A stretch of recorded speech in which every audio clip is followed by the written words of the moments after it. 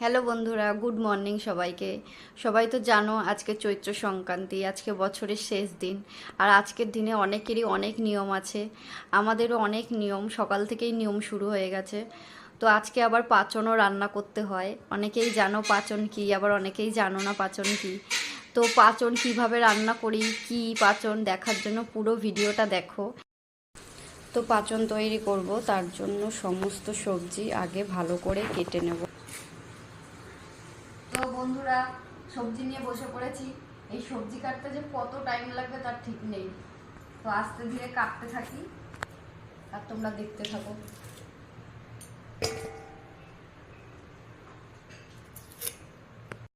খোলায় শিমের বিচি আর এই কাঁচা বাদামটাকে ভালো করে ভেজে নেব। আর এদিকে ছোলাটা ভিজিয়ে রেখেছিলাম, ছোলাটা আমরা রান্নার সময়তে দেব। আর এইগুলো শুকনো খোলায় ভেজে নেব। ঠাকুরের নাম করে আগুন জ্বেলে দিলাম আর কড়াইতে তেল দিয়ে আলুটাও ভাজতে বসিয়ে দিয়েছি। তো আমি যেমনভাবে বানাই তোমাদেরকেও সেমনভাবেই দেখাবো। অনেকেই অনেক রকমভাবে বানায়। আমি সমস্ত সবজি ভালো করে আগে ভেজে নিই। এই যে আলু ভাজছি, এরপরে এই সব সবজি ভালো করে সুন্দর করে ভেজে নেব। ভেজে তারপরে কি করব সেটা দেখাবো। আলুটা ভাজা হয়ে গেছে, এবার আমি কড়াইতে আরও সবজি দিয়ে সব ভেজে নেব। সমস্ত সবজি ভাজা হয়ে গেছে, এবার ফোড়ন দেব।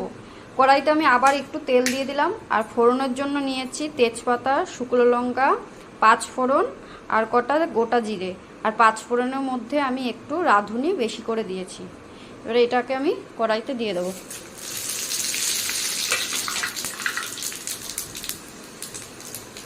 এইটা হয়ে গেলে আমি এই ছোলাটাকে হালকা একটুখানি কড়াইতে নেড়ে নেব। এটা তো আমার সব ভাজা হয়ে গেছে।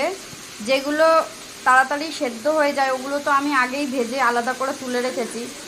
আর এই ডাটাগুলো যে ভাজতে দিয়েছিলাম ফোড়ন দিয়ে, সেই ডাটাগুলো হয়ে গেছে। এবার আমরা মশলা দিয়ে দেবো। মশলা দিয়ে কষাতে থাকবো। আছে আদা, জিরে, রাঁধুনি আর কাঁচা লঙ্কা, এটাকে পেস্ট করে নিয়েছি। এই পেস্টটা আমি এর মধ্যে দিয়ে দেবো।